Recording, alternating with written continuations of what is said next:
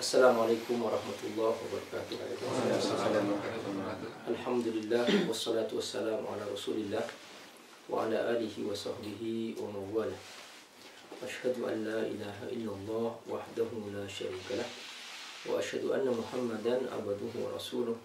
Allahumma shalli ala Muhammad wa ala alihi wa sahbihi ajma'in wa ba'du. Bapak Ibu rahimakumullah, ada satu surah dalam Al-Quran yang surah ini merupakan ringkasan Al-Quran. Karena itu Rasulullah SAW menyebutkan bahwa surah ini adalah merupakan Ummul Quran, induk Al-Quran.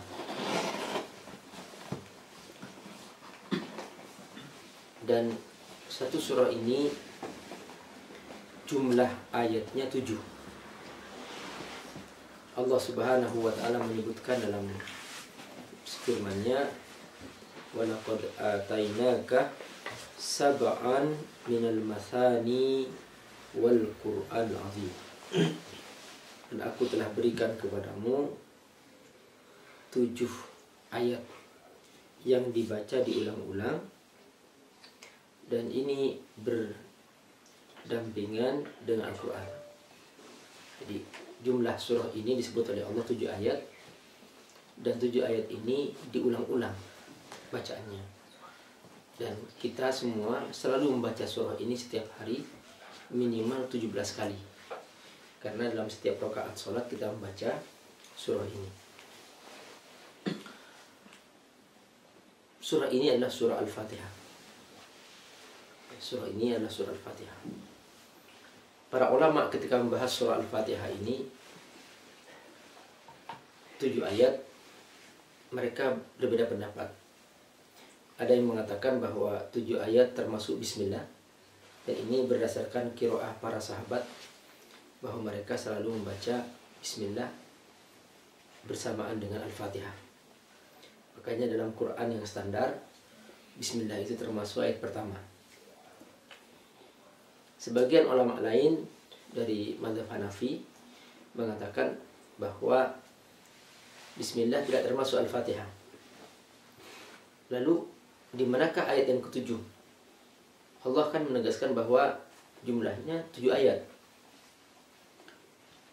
Maka mereka mengatakan bahwa ayat yang ke-7, ayat terakhir dibagi 2. Siratal ladzina an'amta 'alaihim, 1 ayat. Ghairil maghdubi 'alaihim waladdallin, 1 ayat lagi. Berarti semuanya 7. Yang jelas surat Al-Fatihah terdiri dari 7 ayat. Nah, anggaplah ini kita mengambil pendapat yang pertama bahwa bismillah termasuk Al-Fatihah. Ini yang lebih kuat, dan ini yang sudah menjadi standar dalam qiraah para sahabat. Makanya dalam mazhab Syafi'i, kalau seseorang menjadi imam, dia selalu memulai dengan bismillahirrahmanirrahim, dinyaringkan seperti membaca Al-Fatihah. Apa yang paling penting dari surah ini? Mengapa Allah Subhanahu wa ta'ala menjadikan surah ini menjadi pembuka Al-Quran? Lalu mengapa surah ini menjadi rukun yang wajib dibaca dalam sholat? Dan bahkan mengapa surah ini kemudian selalu dibaca setiap hari?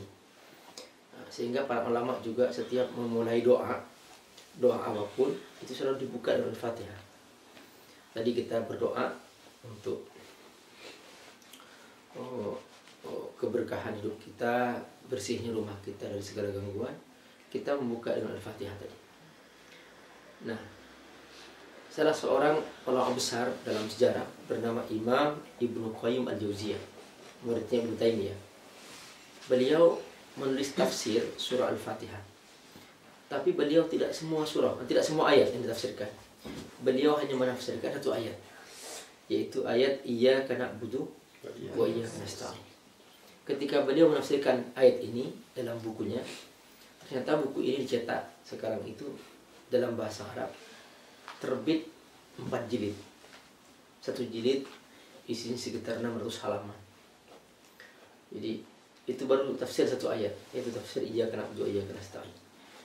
Judul bukunya adalah Madarijus Salikin fi Manazili Iyyaka na'budu wa iyyaka nasta'in.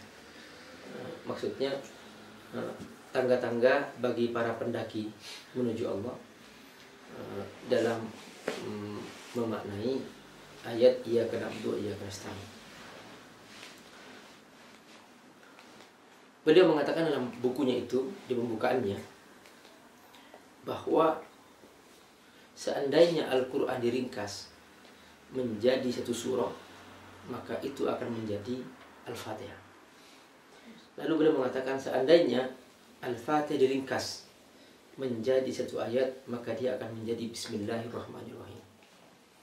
Lalu seandainya Bismillahirrahmanirrahim diringkas menjadi satu kata, maka itu akan menjadi Allah. Jadi inti semua Quran dari awal sampai akhir hanya untuk mendeklarasikan Allah Subhanahu wa ta'ala sebagai Tuhan. Nah, karena itulah rahasia mengapa surah Al-Fatihah ini wajib dibaca setiap hari. Nah, sekarang saya ingin mengungkap satu hal penting. Ada apa dalam surah Al-Fatihah?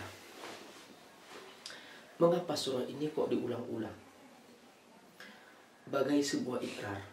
Kalau dalam dunia militer itu seperti sabta marga yang terus diulang setiap pagi untuk memperbaharui tekad.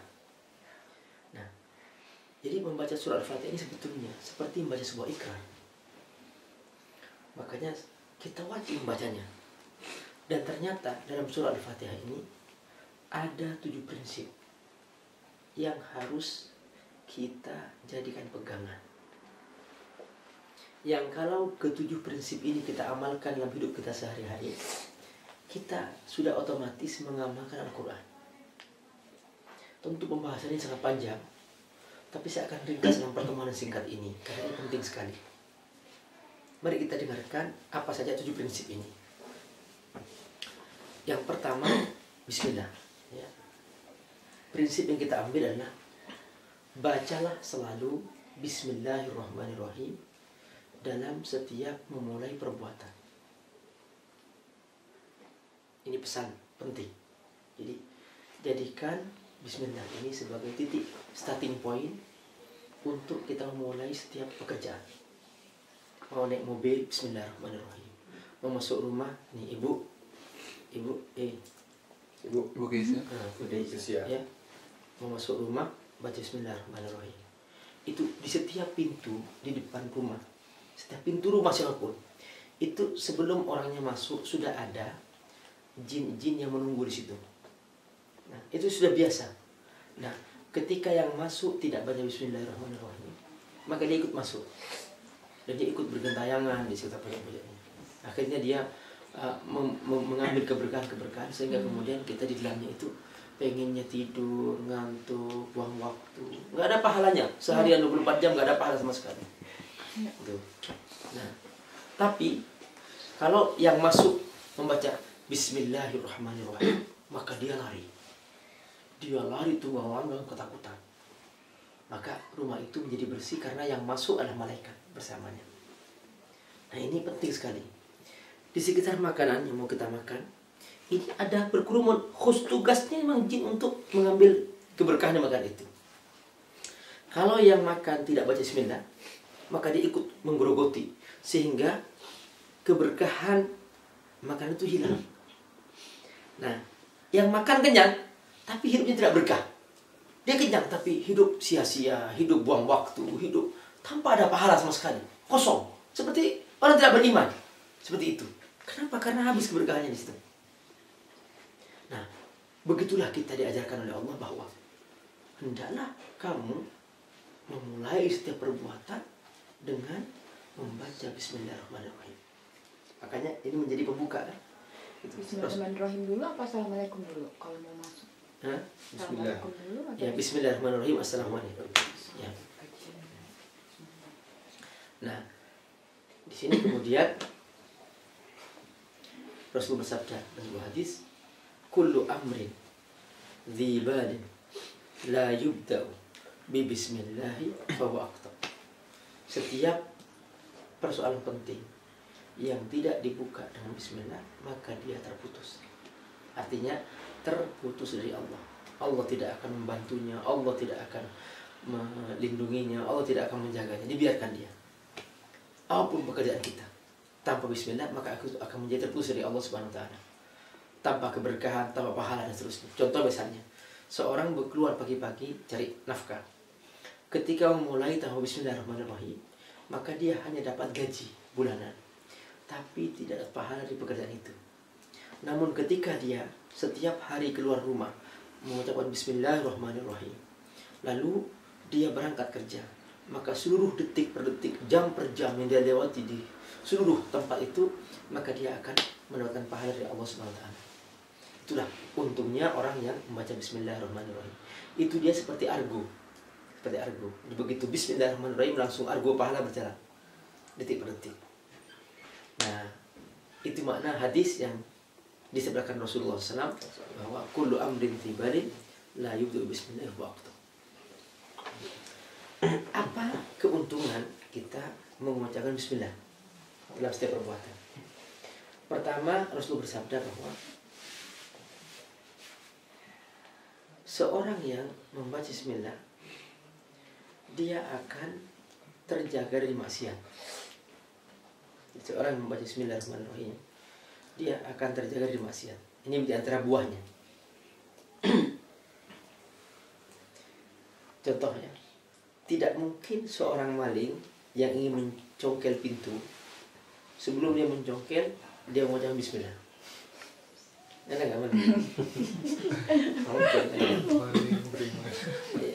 Ada maksud? Bismillah. Paling putus. Jadi orang yang mengucap bismillah akan terjaga dari maksiat, akan terjaga dari dosa, setan tidak akan mendekat. Otomatis. Itu keuntungan yang pertama. Keuntungan yang kedua, nih Mbak, setan akan takut kepada orang yang selalu mengucapkan bismillah.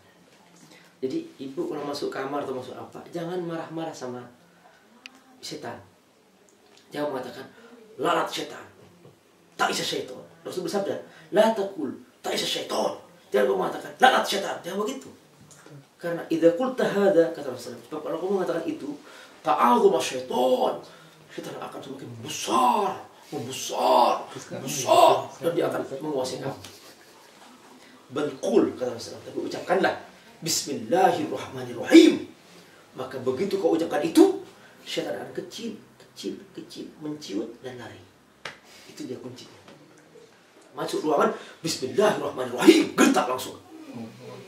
Jika takut, bismillahirrahmanirrahim, itu langsung gertak.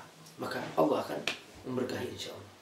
Itu salah satu hal penting dalam kita memulai hidup. Dan ini ternyata inti Quran. Makanya setiap surah dalam Al-Quran itu dibuka dengan bismillahirrahmanirrahim. Dan Nabi Sulaiman ketika menulis surat kepada Bilqis mengucapkan innahu min Sulaiman wa innahu bismillahirrahmanirrahim. Jadi itulah rahasia keberkahan itu. Ya, termasuk suami istri yang mau menikah. Sebelum memulai bismillahirrahmanirrahim. Itu jangan sampai lupa tidak berdoa. Itu karena ada setan. Ya. Ada seorang ya, dia lagi ada acara camping, naik gunung, ya naik puncak gunung. Nah, kangen sama istrinya, ya Pak Ji ya, sama istri. Nah, malam itu ya sudah, karena saking kangennya udah langsung ketemu istri. Kata istrinya, Mas, kok berat banget? Dia, oh iya, maaf, rangsel belum dibuka.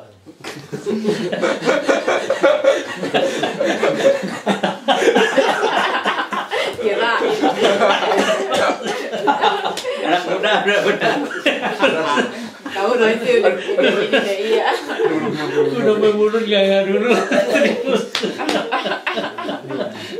Udah serius aja.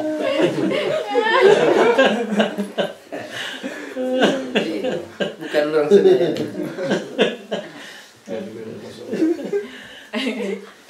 Nah, Ini yang pertama ya. Prinsip pertama apa? Bacalah bismillahirrahmanirrahim dalam setiap perbuatan. Sebentar, kalau nggak salah, saya waktu masih di SMP dulu itu, guru agama saya bilang kalau mau mengucapkan Al-Fatihah, memang sebelumnya Bismillah dulu. Ada juga katanya Auzubillahi minasyaitonirrajim, Bismillahirrahmanirrahim. Lalu betul nggak itu? Gimana? Oh. Kalau membaca Quran, memang Allah mengajarkan idza qara'tal Qur'ana fasta'id billahi minasyaitonir rajim. Kalau kamu membaca Quran adalah membaca a'udzubillahi minasyaitonir rajim. Itu benar. Nah, karena perintah Allah itu. Kita membahas tadi itu 7 prinsip aja. Ya, jadi dia itu mau sebagai pembukaan. Ya. Itu benar. Jadi tapi itu bukan termasuk dalam pembahasan kita karena 7. Kita bicara tentang 7 kan, tentang Al-Fatihahnya. Nah, tapi itu disunahkan atau diperintahkan oleh Allah untuk kita membaca a'udzu setiap kita membaca Quran. Kalau membaca Quran supaya setan tidak mendekat, baca a'udzu billahi minasyaitonir rajim. Supaya tidak diganggu oleh setan. Iya, benar ya. Hanya kita sekarang membahas tentang Al-Fatihah. 7 ayat ya, 7 ayat. Kalau itu khusus membaca Quran, itu benar, baca a'udzu dulu. Nah, prinsip yang kedua. Ayatnya apa? Alhamdulillahirabbil alamin. Ini prinsip yang kedua. Alhamdulillahirabbil alamin. Apa artinya? Segala puji bagi Allah. Segala puji bagi Allah kan? Itu ucapan apa? Syukur. Ucapan syukur. Ucapan syukur. Jadi Allah Subhanahu wa taala mengajarkan bahwa prinsip yang kedua, bersyukurlah selalu. Bersyukurlah selalu. Dan ternyata semua isi Quran isinya ajakan mensyukuri nikmat Allah. Subhanallah.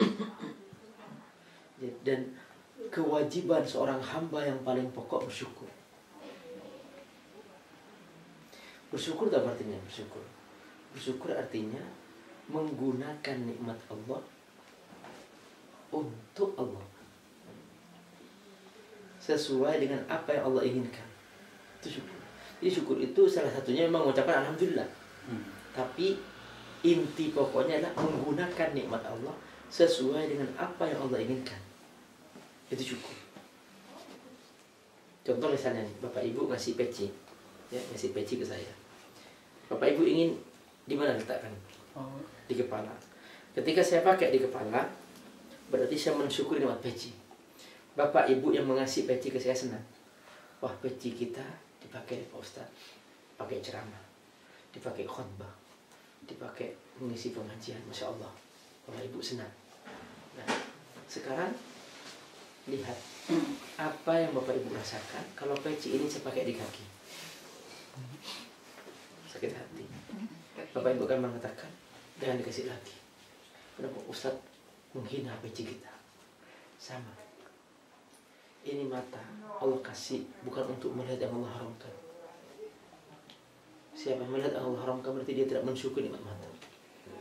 Ini tangan diberi oleh Allah bukan untuk menyentuh, mengambil apa yang Allah haramkan. Dipakai untuk yang haram berarti tidak mensyukuri nikmat tangan.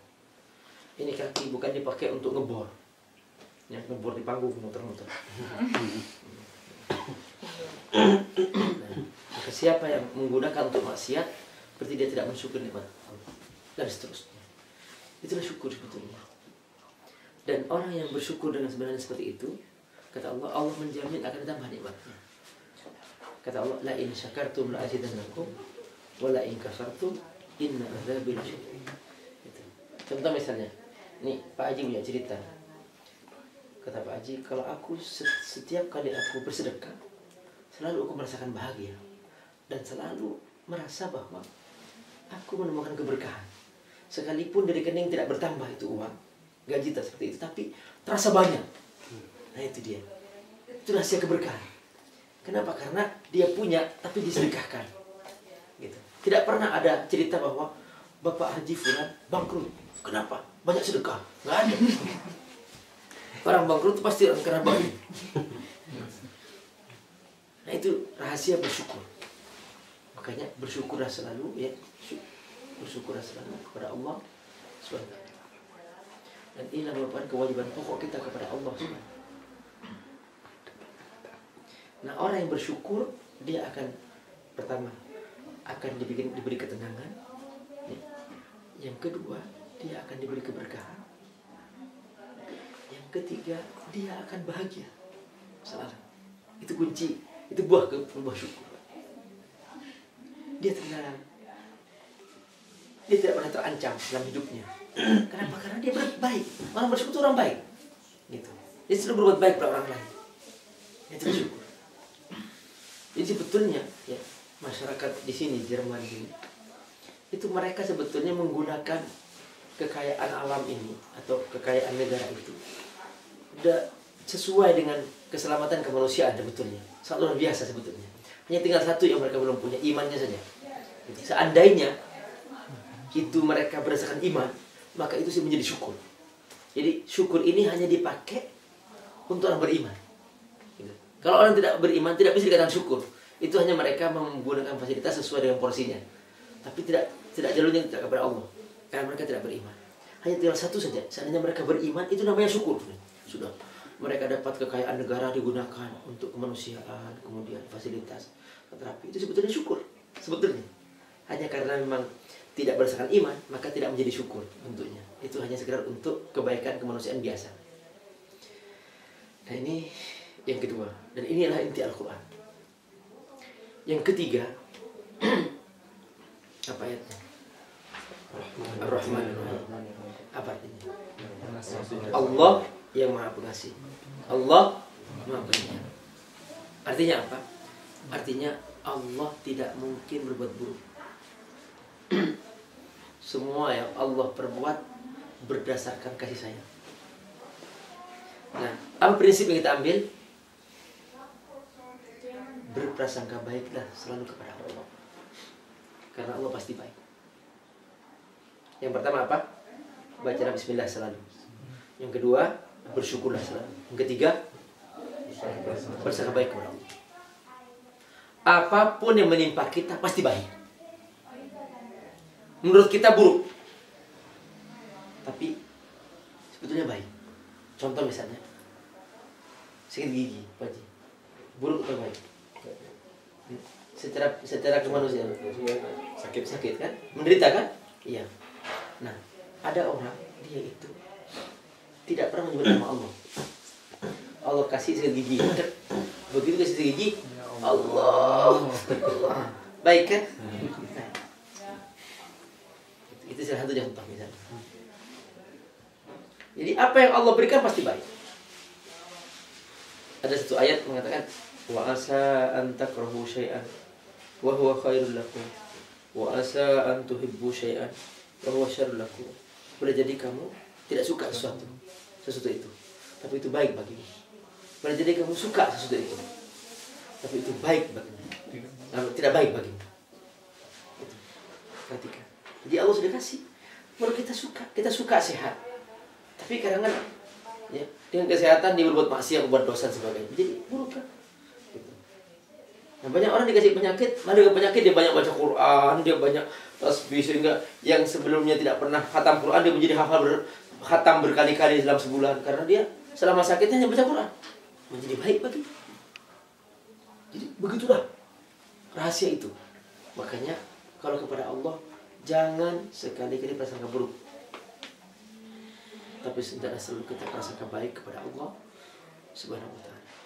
Karena itu kunci kita untuk mencapai kebahagiaan. Ada seorang dokter di Bandung. Dia ahli kanker. Dan selama hidupnya dia termasuk dokter paling berhasil. Sebelum dia mengobati pasien, dia sholat 2 rakaat. Dia mohon kepada Allah. Dan hampir semua pasien yang dia obati sembuh. Nah, setelah sekian tahun karir sudah mencapai puncaknya dan dia sukses, Allah menguji anak kandungnya kena kanker. Di situ mulai bergoyang iman. Prasangka buruk kepada Allah, dia mengatakan, ya Allah, aku sudah patuh kepadamu. Kenapa kau bikin anakku sakit? Ini prasangka buruk kepada Allah mulai. Tapi dia karena ini anaknya sendiri, maka dia mengobatinya dengan lebih maksimal. Puncak usahanya anak meninggal. Di situ dia mengatakan, ya Allah, mulai hari ini aku tidak akan menyembahmu lagi. Akhirnya dia pindah agama, dia kemudian ya terlunta-lunta dalam kebingungan dan kegelisahan, tidak tahu mau kemana. Nah itu akibat prasangka buruk kepada Allah sementara, maka dia menjadi seorang yang sangat gelisah dan tidak mencapai kebahagiaan. Sebetulnya orang yang bersangka baik kepada Allah akan banyak mendapatkan, pertama ya, optimisme. Dia tidak pernah takut dalam hidup. Masa depan nggak pernah takut. Dia tahu bahwa apa yang akan terjadi kepadaku pasti baik. Dia selalu optimis. Yang kedua, dia akan selalu dibantu oleh Allah. Kenapa? Karena kata Allah, ana inda dunya abdi bi, aku tergantung prasangka sang hamba. Kalau prasangka dia positif, padaku Allah ngasih positif. Kalau prasangkanya dia buruk, maka Allah ngasih yang buruk. Makanya hendaklah kita selalu prasangka baik kepada Allah Subhanahu wa ta'ala. Nah ini buah daripada positive thinking. Terus yang keempat, prinsip yang keempat, ayat apa? Malik Yawmiddin. Malik Yawmiddin. Apa artinya? Yang menguasai hari kiamat, alam akhirat. Nah, apa prinsip yang kita ambil? Jadikan akhirat sebagai tujuan. Jadikan akhirat sebagai tujuan.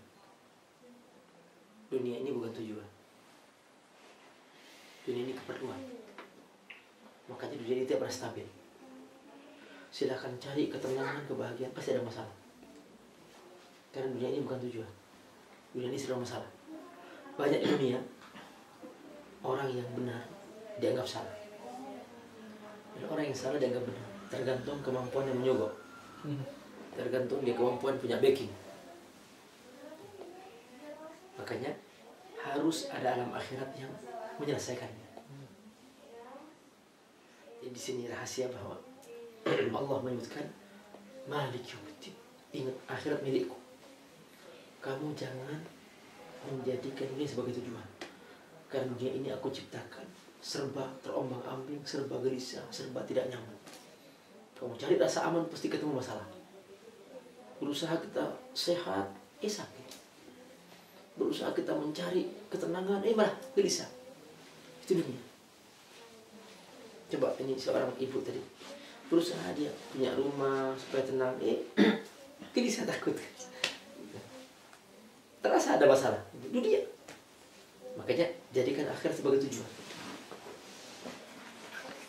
Dunia ini kalau saya umpamakan seperti WC. WC itu tujuan atau keperluan di rumah? Keperluan, ya kan? Kita masuk rumah, perlu WC, masuk. Selesai, keluar, iya kan? Begitu. Kalau ada orang masuk rumah langsung ke WC nggak keluar gimana? Itu berarti miring kan? Kalau ada orang ngurus dunia, terus ngumpet di dunia, berarti seperti mirip ngumpet di mana? Ngumpet di WC. Di dunia ini keperluan. Jadi kita perlu ambil selesai akhirat. Begitu. Jadi bukan dunia terus, bukan. Ini kita selesai keperluan kita, langsung akhirat. Baca Quran, zikir, sholat, istighfar, tasbih, masjid atau ibadah gitu. Masya Allah, majlis taklim, zikir. Di dunia itu bukan tujuan, keperluan. Kata Allah, jadikan akhirat sebagai tujuan. Nah, orang yang menjadikan akhirat sebagai tujuan, dia telah berpikir besar. Iya kan? Nah, kalau dia berpikir besar, berarti dia telah menganggap kecil urusan dunia. Contoh misalnya, nih, orang yang targetnya 100.000, keuntungan targetnya 100.000, maka uang 10.000 besar bagi dia. Kalau hilang 10.000, besar atau kecil? Besar. Kalau dia punya target 1 juta, 10.000 kecil banget. Apalagi punya target 1 miliar, 10.000. Nah itu dia. Orang kalau target di dunia, maka kena masalah stres, bunuh diri. Maka dunia menjadi kecil. Mau apa kayak terjadi silahkan dunia mau pergi, mau hilang, silahkan, dia tenang. Kenapa? Karena targetku akhirat. Itulah orang yang menjadikan akhirat sebagai target, sebagai tujuan, maka dia akan menjadi orang yang tidak pernah menganggap masalah besar di dunia ini. Dia akan menjadi orang yang selalu stabil, tenang, dan penuh kebahagiaan karena dia menjadikan akhirat sebagai tujuan, maka dia menjadi kecil. Buahnya adalah yang pertama, dia akan menganggap kecil terhadap dunia. Yang kedua, dia tidak akan pernah perasaannya terganggu, pikirannya terganggu oleh urusan dunia. Yang ketiga, dia tidak akan pernah merasa sedih ketika dunia yang dia dapatkan hilang. Dan dia akan menjadi orang yang selalu bahagia dalam hidupnya. Kemudian yang kelima, iya karena butuh apa artinya? Ya, kepadamu aku beribadah. Iya karena butuh beribadah. Nah, kita sudah baca setiap hari kan? Nah, tapi nanti kalau sudah mengerti, jadikan ikrar. Nih, yang kelima adalah jadikan hidupmu untuk ibadah. Iya karena butuh. Wa iya karena ya Allah, aku hanya kepadamu aku beribadah. Artinya jadikan hidupmu untuk ibadah. Orang yang menjadikan hidupnya untuk ibadah, dia tidak akan berbuat maksiat. Ada nggak orang mau kemana Pak? Mencuri. Kenapa? Ibadah. Mau kemana Pak? Berzina. Ngapain? Ibadah. Ada ibadah berzina. Jadi orang yang menjadikan hidupnya untuk ibadah tidak akan berbuat maksiat. Yang membuat orang berani berbuat maksiat karena persepsi di sini hidup ini hanya untuk enjoy, bersenang-senang. Tapi coba dia paham bahwa hidup untuk ibadah tidak mungkin berbuat maksiat. Iya karena butuh, iya karena stain. Itu prinsip. Dia ikrar setiap hari mengucapkan, iya karena butuh, iya karena stain. Akan aku jadikan hidupku untuk ibadah kepadamu ya Allah. Maka dia akan konsisten. Dia akan benar-benar menjadikan hidupnya untuk Allah. Inilah ternyata tujuan hidup manusia. Wa ma khalaqtul jinna wal insa illa liya'budun. Aku tidak ciptakan jin manusia kecuali hanya untuk tujuan ibadah. Itu dia. Yang keenam, ihdinas siratal mustaqim. Ihdinas siratal mustaqim. Tunjukilah kami jalan yang lurus. Maksudnya apa? Ambil prinsip di sini yaitu komitmen di atas jalan yang lurus. Komitmenlah selalu di atas jalan yang lurus. Jangan mencela-menceli. Jangan melampaui batas lurus. Jadi melampaui batas maksudnya keluar dari garis yang lurus. Itu melampaui batas. Contoh misalnya nih. Ini ada jalan lurus ke pintu. Ya kan? Kalau kita ikut ini, kita pasti nyampe ke tujuan. Tapi kalau kita keluar di sini, kita lewat sana, nggak akan nyampe ke pintu. Sama dengan kita mau ke surga. Hanya satu jalan ke surga, Shiratal Mustaqim. Keluar dari situ berarti tidak akan nyampe ke surga. Nyampainya kemana?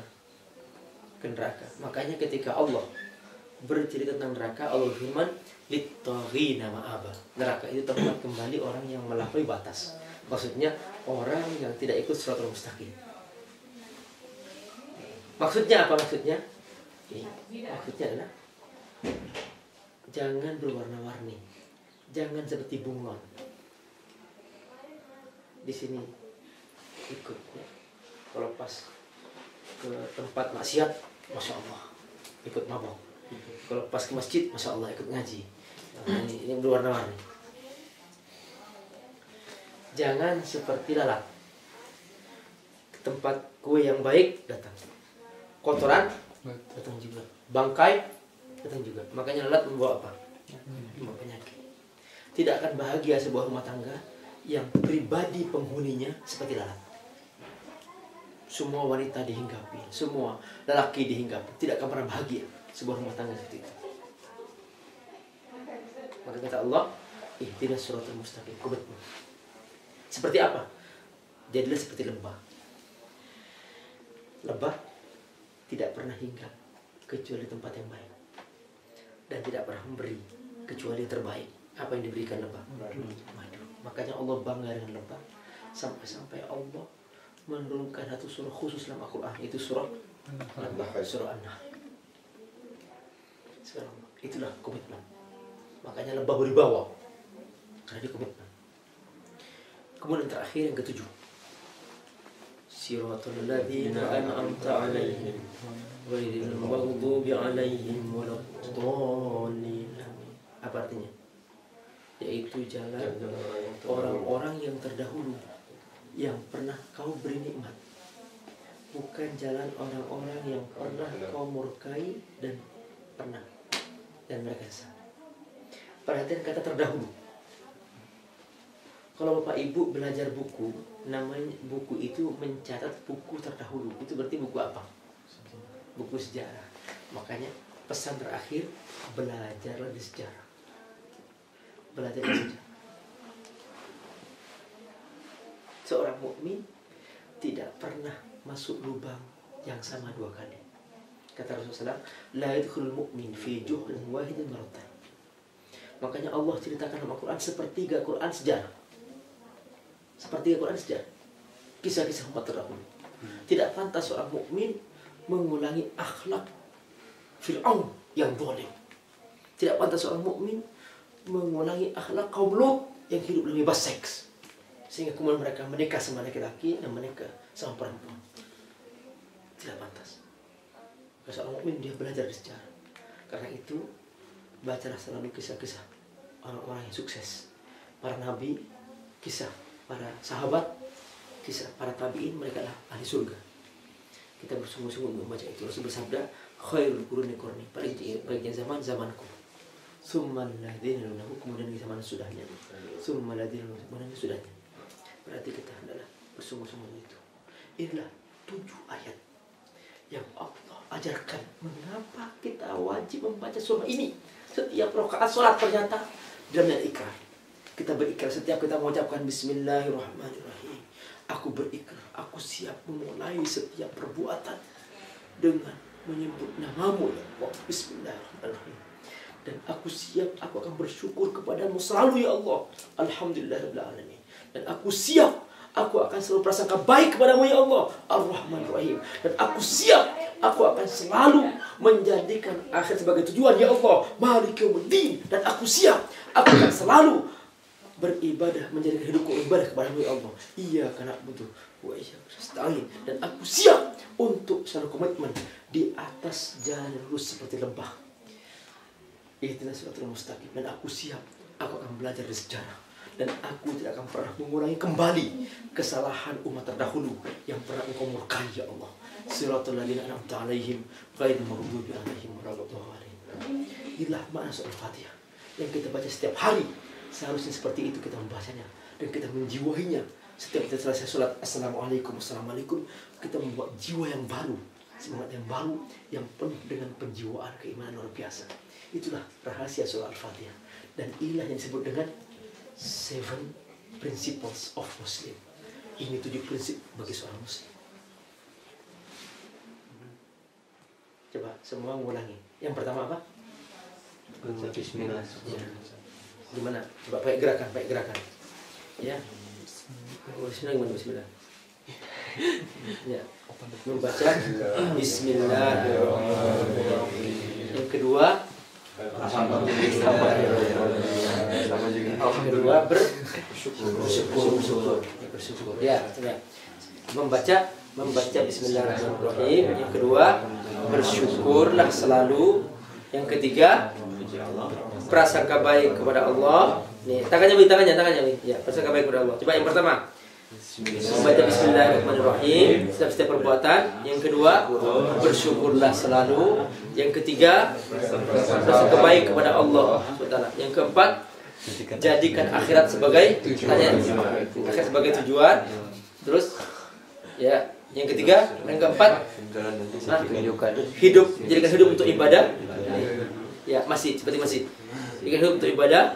Ya, yang kelima, komitmen dari lurus. Yang ketujuh apa? Keenam.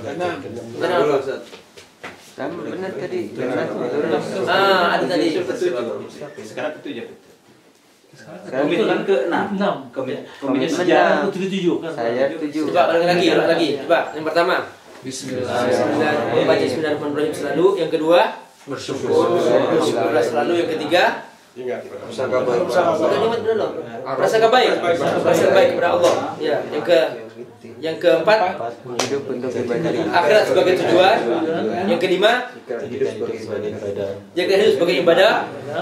Yang keenam, terus. Yang ketujuh, Sejarah. belajar sejarah.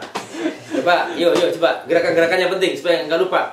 Pertama, jadikan mulai bismillahirrahmanirrahim. Yang kedua, bersyukurlah selalu. Yang ketiga, prasangka baik kepada Allah.